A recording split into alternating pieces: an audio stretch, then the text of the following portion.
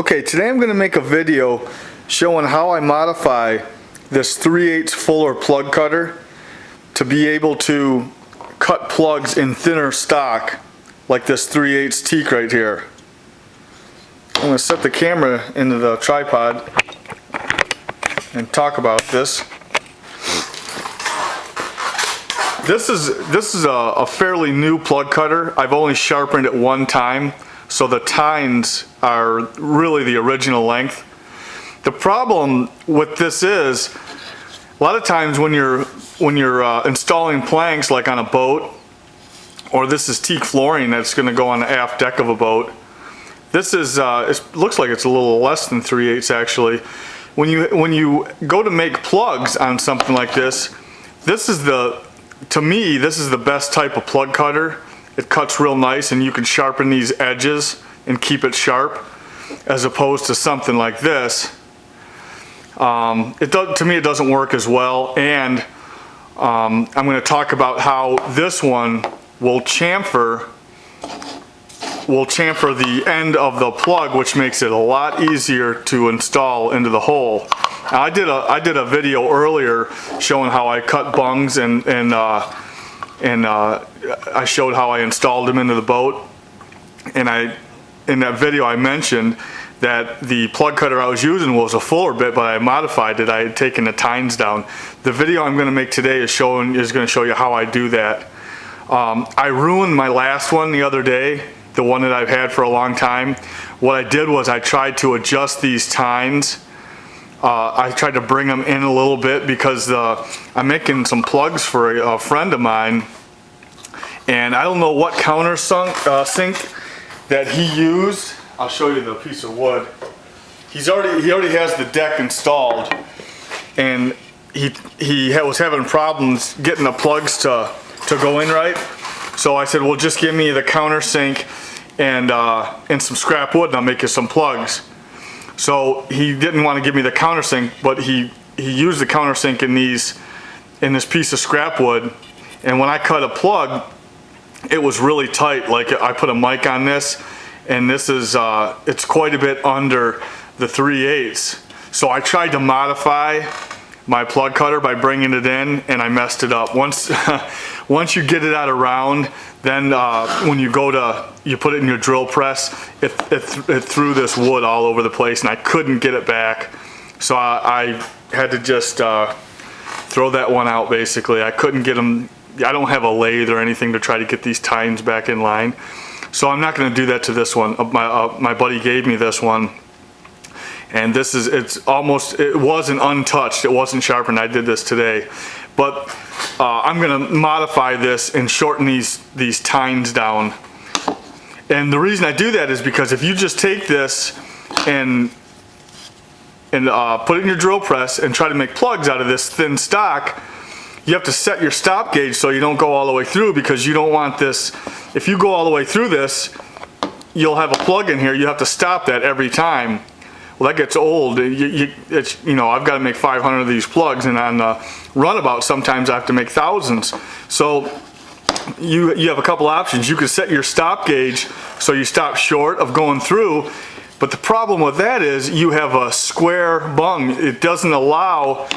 This has a chamfering section on the very end when you plunge this all the way in. Like, this is thicker stock, and you can see how it chamfers that end. That's what you want. It's a lot easier to get that into the hole with it chamfered like that. So on thinner stock like this, a lot of times in the past I would have to stop it short, and then you have a square edge here, and it makes it a lot slower to install those.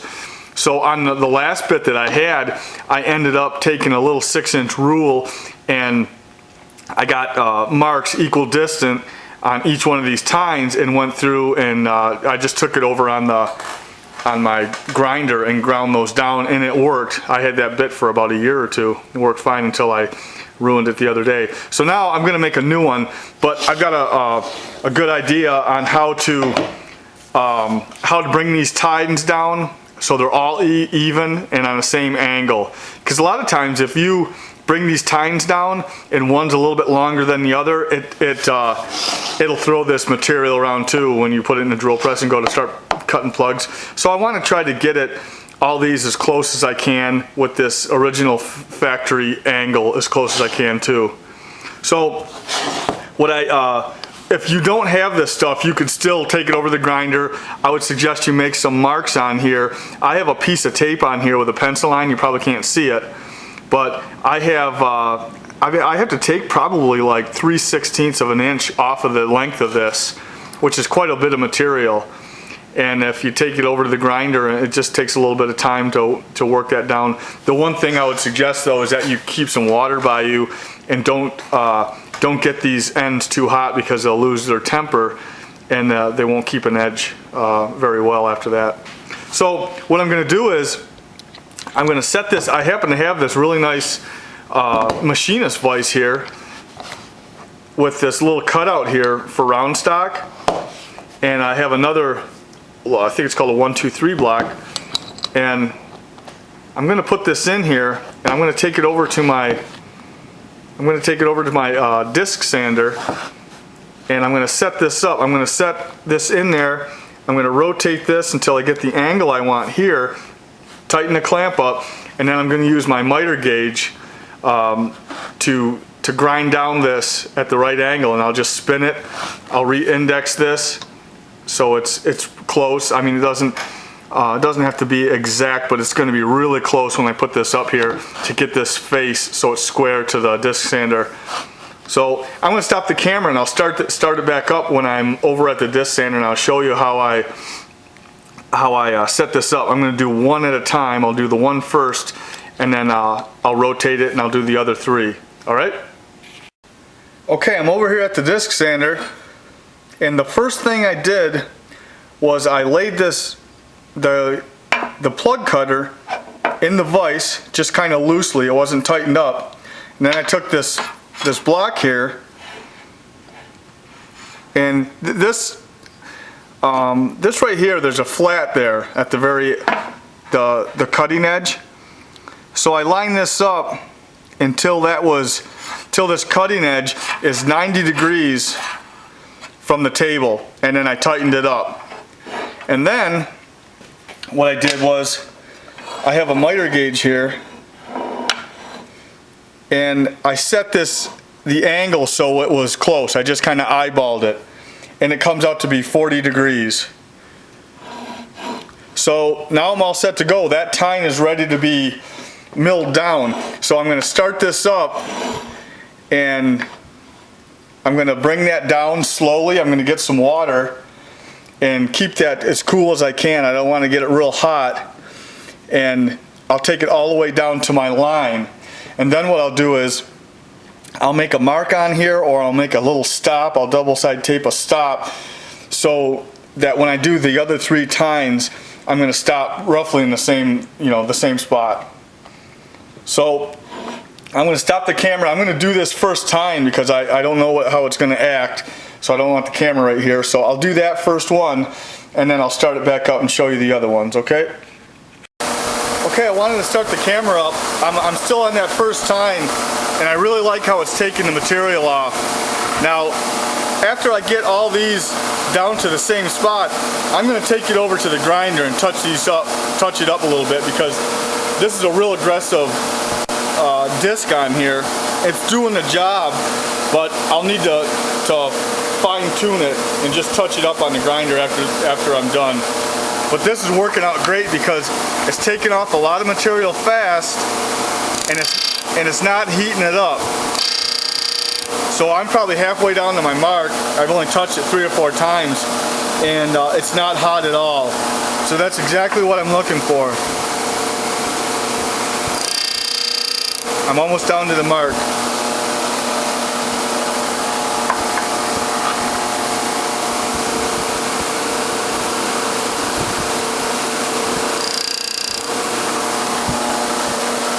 Okay, that's all the farther I want to go. Now what I'm going to do is I'm going to stop the camera, but I'm going to stop the disc, let this touch the disc, and then make a mark like right here, so I stop at the same spot on each of the tines. All right? Okay, I'm on the last tine, and it's really worked out nice. It hasn't taken long, and I made a pencil mark with some tape on it, so I stopped the same place every one. I'm almost there. And I've been touching these and they're not hot at all, so I'm not taking the temper out of that metal.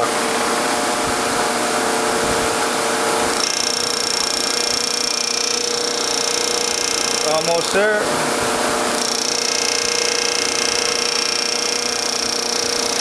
That's it.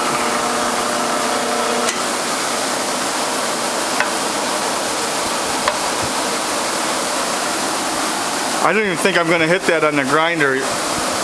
I think I'm going to put it right in the drill press and give her a go, see how it works.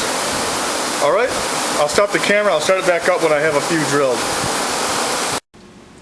Okay, I have the plug cutter in the drill press and I have the speed set to 2,000 RPMs and it's really cutting nice. This drill press, it jumps from 1100 to 2000. And I'd rather have it a little bit faster than slower, but if I had my choice, I'd probably have it around 16 to 1800. Really, the faster the better, kind of like a router bit. If you go too slow, it just kind of tears the wood. So, but one thing I wanted to share with you and mention that I just kind of realized is lately when I've been making plugs or bungs, I take my cutter bit. And I would shoulder it right up against the chuck and tighten it down. I don't know why I started doing that. I just started doing it recently, but I've noticed that every once in a while, like maybe every 10th or 15th plunge cut you make, it would throw this wood all over it. It would get real violent, and I thought that was a function of the tines being off a little bit. But I think I just figured it out. It's this drill bit, or this plug cutter, has a little fillet or a radius in there. And what happens, I think, is if I push this all the way up against these jaws here and tighten it down, I think it's a crapshoot whether or not that is going to kind of center itself. I think that little fillet, it throws this off just enough so where it's not totally centered, and every once in a while it'll take that wood and throw it around. So it did that on the first couple of cuts, and I thought, what the heck? And I think I finally figured it out. I'm gonna go back to how I used to do it and not shoulder that. Just let those jaws grip right on the shaft, and not the ends were gripping on that little fillet there. So I learned something today on that. So I'm going to tighten this down and I'll start it up and show you.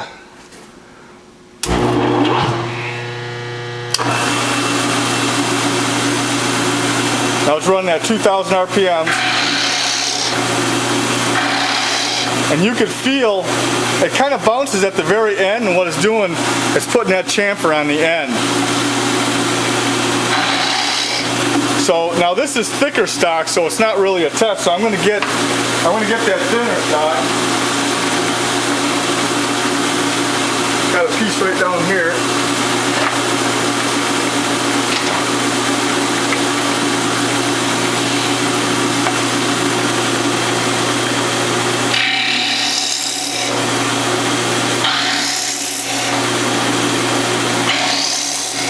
Nice and smooth.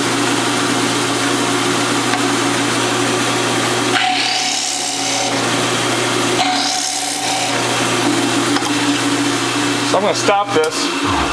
I'm going to stop the camera and move it over to the bench. Okay, I moved the camera away from the drill press and I used the zoom.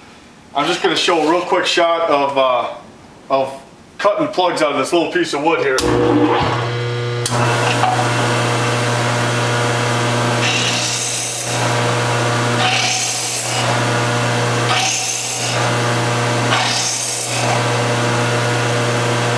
Try to get my hands plugs out of the way.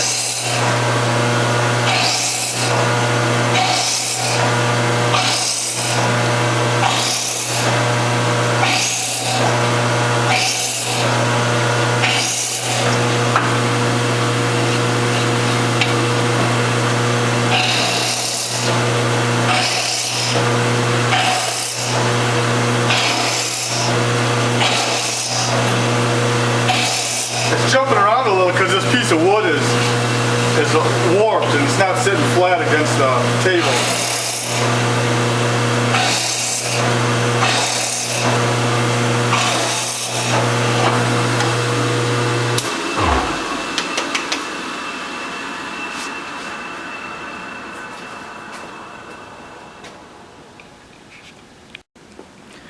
Okay, I'm real happy with how this plug cutter cut all the plugs in this thin wood.